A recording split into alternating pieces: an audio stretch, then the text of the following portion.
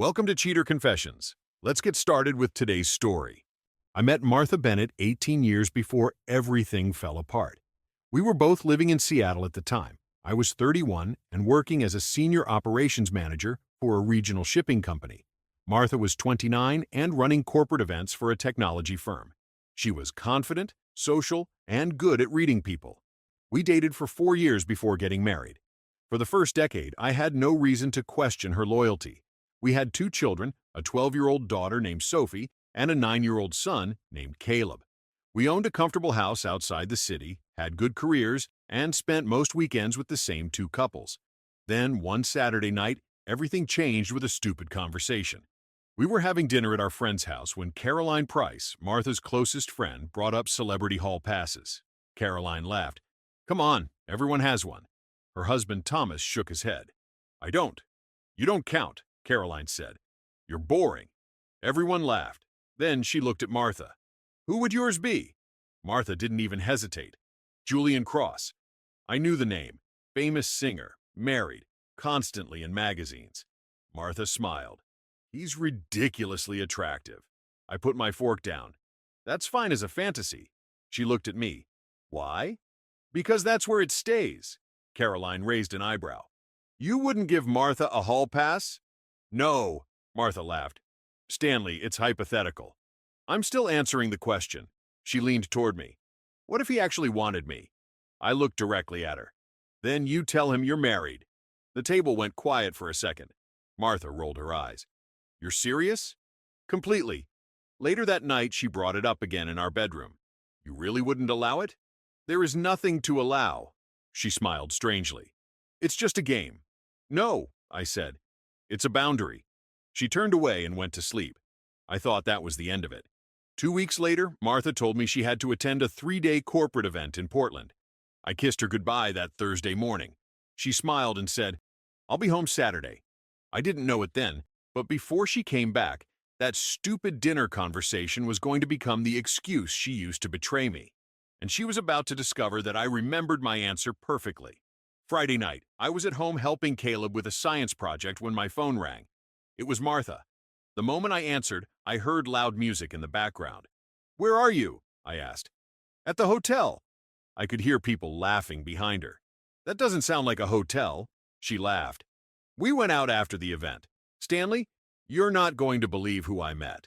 I already knew I wasn't going to like the answer. "Who?" "Julian Cross." I stopped what I was doing. "What?" "He's here. Same hotel. There's a private party downstairs." Her voice was excited and slightly slurred. Then she said something that made my entire body go still. "I think I'm finally going to use my hall pass." I stood up from the kitchen table. "You're not using anything. We never agreed to a hall pass." She laughed again. "Stanley, don't do this." "I'm not doing anything. I'm reminding you of what I told you." "You said that at dinner." "Yes, and I meant it." She lowered her voice. "I told Caroline about it. She knows we have an agreement." "We don't." "Martha," I said firmly, "you are my wife. If you're thinking about sleeping with another man, you need to stop right now and come back to the room." There was silence. Then she said, "You're being ridiculous." "Where are you?" "I told you. I'm at the party." "Are you alone?" Another pause. "No." My grip tightened around the phone. "Is Julian with you?" She didn't answer. "Martha, he's been talking to me all night." I looked across the kitchen at the framed photograph of our family. "Come back upstairs. I've already made my decision." "What decision?" Her voice became almost playful. "I'm going to have one night that I'll remember forever." The call ended. I called back immediately. No answer. I tried again. Nothing. I didn't call a third time. I put the phone down and finished Caleb's project with him. Then I got Sophie ready for bed. At midnight, I called someone else. Her name was Laura Bennett, a colleague who worked directly with Martha. "Laura," I said, "I need you to tell me the truth. Did Martha plan this before she left Seattle?" There was a long silence. Then Laura said quietly, "Stanley, I think you should know something." "What?" "She asked me 3 days ago whether Julian was going to be at the Portland event. That was the moment I stopped believing this was an impulsive mistake. Martha hadn't simply found an opportunity, she had been looking for one. Martha came home Saturday afternoon. I was sitting in the living room when the front door opened. She walked in carrying her suitcase, kicked off her shoes, and smiled. "Miss me?" I looked at her. "Did you sleep with him?" Her smile disappeared. She slowly put her purse on the table. "Stanley, can we not do this right now?" That wasn't an answer. She crossed her arms. "You already know what happened. I know what you told me on the phone. I want to hear what you're saying now." She sighed. "Yes, I slept with him." There was no hesitation. She almost looked relieved to have said it. I stood. "You knew I never agreed to this." "You agreed to the idea." "No, I didn't. You said you wouldn't allow it. That's basically jealousy." "No, Martha. That's a clear answer." She shook her head. "You're acting like I had an affair." "You did. It was one night. One night you planned." Her expression changed. "I didn't plan anything." "Then why did you ask Laura 3 days before the trip if Julian was going to be there?" She stared at me. For the first time since she walked through the door, she looked nervous. "Laura talked to you?" "Yes." She misunderstood. What did she misunderstand? Martha didn't answer. I stepped closer. "Did you know he was going to be at that party before you left?" "I heard he might be there." "And you wanted to know." She looked away. "That doesn't prove anything." "It proves enough." She walked toward the kitchen. "I told you about it. I didn't sneak around. You told me after you were already there. I called you before. You called me to announce what you had already decided." She slammed a glass onto the counter. "You're making this into something it isn't." I looked at her wedding ring. "Take it off." Her eyes widened. "What?" "You heard me." She covered the ring with her other hand. "Why?" "Because you stopped respecting what it means." She shook her head. "You're not divorcing me over this." "I am." Her face hardened. "You'll calm down." "No. Stanley, we've been married 14 years. And you knew exactly what would happen if you crossed this line." She stared at me. I picked up my phone and walked toward the hallway. "Where are you going?" "To call my attorney." Her voice followed me. "You're seriously doing this?" I stopped at the doorway. "You made your decision in Portland." Then I turned around. "Now I'm making mine." I called my attorney, Patricia Warren, that afternoon. She had handled a contract dispute for my company years earlier, and I trusted her judgment. I explained what Martha had admitted. Patricia listened without interrupting. "Do you have anything proving you never agreed to this?" "I have my memory and the conversation at our friend's house." "That helps. But I want more." "I'll find it." She paused. "Stanley, don't threaten Martha. Don't tell her what you're looking for, and don't go digging through anything you're not legally allowed to access." "I understand." That evening, Martha stayed upstairs. I stayed in the guest room.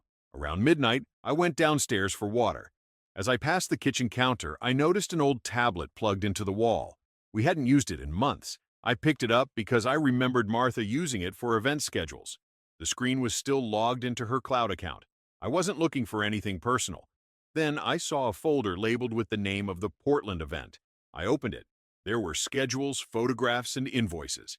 Then I noticed the tablet was still logged into Martha's accounts. Messages were open on the screen. I saw Caroline's name. I shouldn't have looked. But after everything Martha had done, I needed to know whether this had really been planned. I opened the conversation. There were messages from 3 days before Martha left for Portland, along with several short audio recordings. I pressed play. Caroline's voice came through first. "You're actually going through with this?" Martha laughed. "If Julian is there, yes. But Stanley, he'll be angry." "That's not what I mean. He'll eventually accept it." Then Martha said something that made me replay the recording. "I've already figured out how to handle him." Caroline asked, "How?" "I'll tell him immediately afterward that I called him before it happened. If he gets angry, I'll say he gave me permission when we talked about hall passes." Caroline went quiet. Then she asked, "What if he denies it?" Martha laughed. "That's why I'm recording the call." I sat there staring at the tablet. The recording continued. "I'll make it sound like he knew exactly what I was going to do. Then nobody can say I cheated." Caroline asked, "And if he still wants a divorce?" Martha answered calmly. "Then he'll look like the unreasonable husband who changed his mind after the fact." I stopped the recording. I didn't feel angry anymore. I felt certain. The next morning, I took the tablet to Patricia. She listened twice. Then she looked at me. "This changes everything." She planned it. Yes. And she recorded my call. Patricia nodded. which means she's probably been preparing her version of events before you even knew there was a problem. I leaned back. What do we do? Patricia closed the folder. We do nothing that tells her what you found. I looked at her. Then we let her keep talking. Exactly. For the first time since Martha came home, I smiled. Because she thought she had recorded the evidence that would save her. She had actually recorded the evidence that could destroy her story. Patricia told me to go home and act like I was still angry and confused. That wasn't difficult. Martha expected me to argue. Instead, I became quiet. 3 days later, she started telling people her version of the story. I found out when my brother Gregory called me. Stanley, Martha says you knew about this. I didn't. I figured. What exactly did she tell you? Gregory hesitated. She said you agreed to the hall pass months ago, and now you're pretending you didn't because you're jealous. I almost laughed. She actually said that? Those were her words. Thanks for telling me. After we hung up, I called Patricia. She has started spreading the story. Good, Patricia said. Good? Every time she repeats a lie, she gives us another witness. Over the next 2 weeks, Martha became more confident. She told our neighbors that I had become controlling. She told her coworkers that I was embarrassed because she had slept with someone famous. She even told her sister Rachel that I had encouraged her to be adventurous, and then changed my mind afterward. At home, she acted like she was preparing for a fight she was certain she would win. One evening, she walked into my office while I was working. You really think you're going to take the house from me? I haven't said anything about the house. You don't have to. She leaned against the door. I know how these things work. I looked up. Do you? Yes. You should probably talk to your lawyer. I already have. Then listen to her. She smiled. You're going to regret making this ugly. I closed my laptop. You made it ugly in Portland. Her smile disappeared. You keep calling it cheating, because that's what it was. It was consensual. Not with me. She stepped closer. You're going to look ridiculous in court. I stood. Then you should have nothing to worry about. She stared at me for several seconds before leaving. The next morning, Patricia called. I reviewed your prenuptial agreement. And? There's an infidelity clause. I said nothing. It doesn't automatically decide everything, she continued, but it gives us significant leverage if we establish deliberate infidelity. What about the children?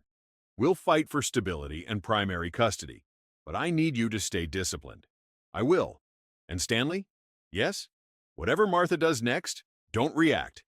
I looked through the window at her car leaving the driveway. I won't. I wasn't waiting because I was afraid. I was waiting because Martha still believed she was winning. And people who think they're winning usually make their biggest mistake when they stop being careful. The divorce hearing came 6 weeks later. Martha arrived with her attorney looking confident. She barely looked at me. When Patricia asked for the floor, Martha's attorney objected to nearly everything. Then Martha took the stand. She looked directly at the judge. I never cheated on my husband, she said. Stanley knew about the hall pass. He changed his mind afterward because he was angry. Her attorney asked, Did your husband know you might meet Julian Cross in Portland? Yes. Did he object before you left? No. I sat still. Patricia didn't react either. Then she stood. Mrs. Bennett, you said Stanley knew about the hall pass? Yes. And he gave you permission? Yes. Patricia picked up a small recorder. Do you recognize this device? Martha frowned. No. This is the tablet recovered from your home. Her attorney immediately objected. Patricia produced the proper documentation showing the recording had been lawfully obtained from a shared household device. The judge allowed it. Patricia pressed play. Martha's own voice filled the courtroom. I've already figured out how to handle him.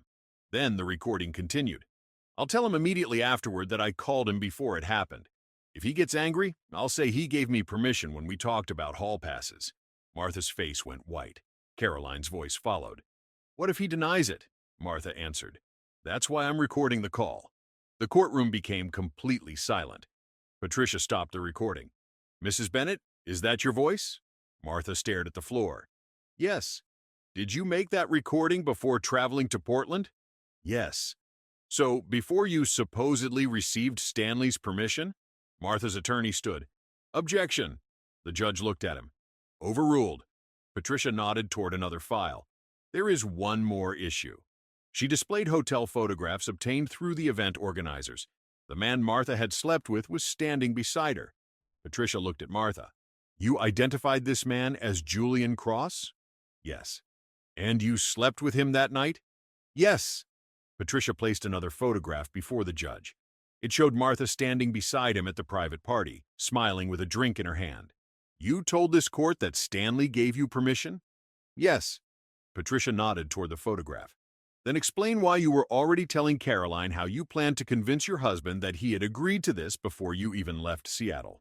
Martha's expression tightened. I was angry with him. I didn't mean it. Patricia played the voice message again. Martha's own voice filled the courtroom. I'll make it sound like he knew exactly what I was going to do. Then nobody can say I cheated. The courtroom went silent. Patricia stopped the recording and looked at her. You didn't misunderstand your husband's answer, Mrs. Bennett. You planned to make his refusal disappear. Martha stared at the table. You knew he never agreed, Patricia continued. You simply decided his answer didn't matter. Martha said nothing. For the first time since this began, she had no version of the story left to tell. The judge took a short recess before delivering the ruling. When everyone returned, Martha looked different.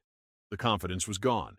The judge found that the evidence showed Martha had deliberately misrepresented Stanley's consent and had planned the encounter before leaving Seattle.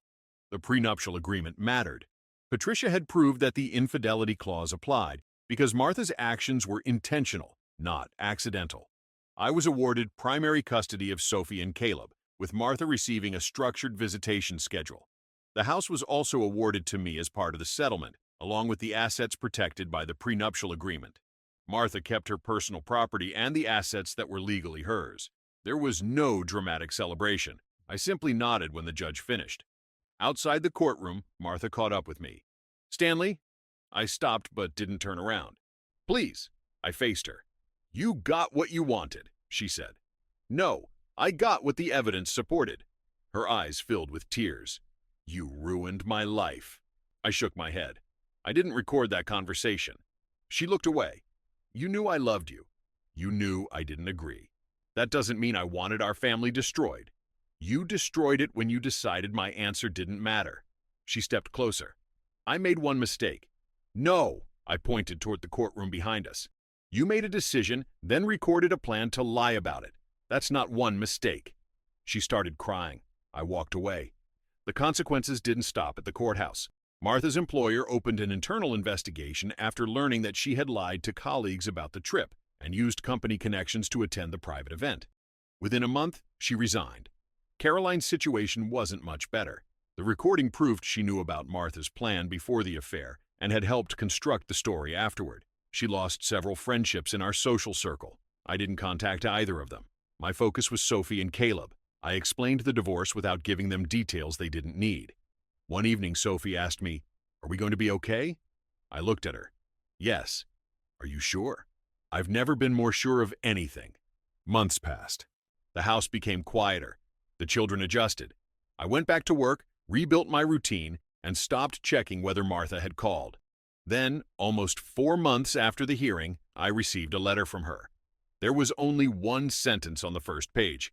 I need to see you one last time. I almost threw it away.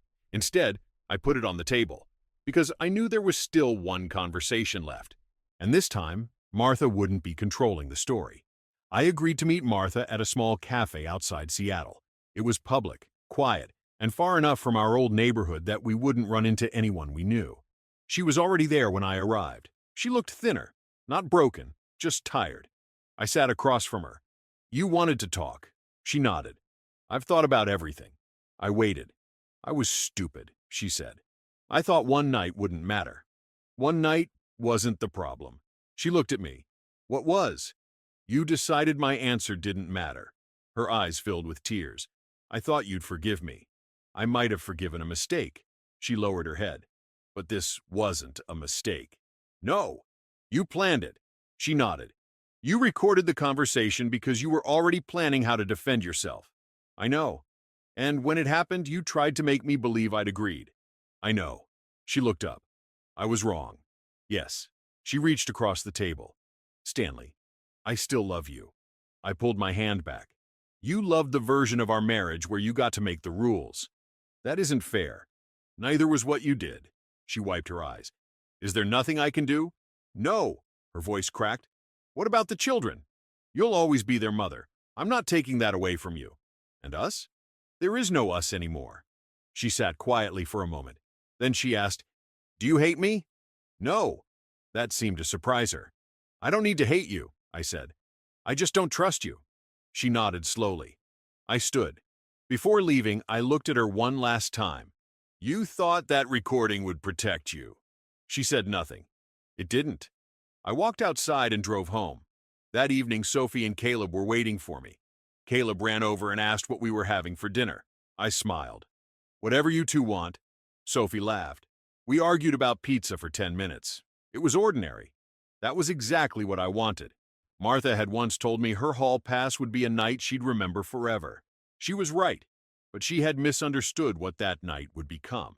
It wasn't the night that ended my life. It was the night that ended the life I had built with someone who no longer respected the rules we had agreed to live by. And the recording she made to save herself became the clearest proof that she had chosen everything that came after it. I didn't destroy Martha's life. I simply stopped protecting her from the consequences of her own choices. And for the first time in years, I knew exactly where my life was going. Forward. Thank you for watching.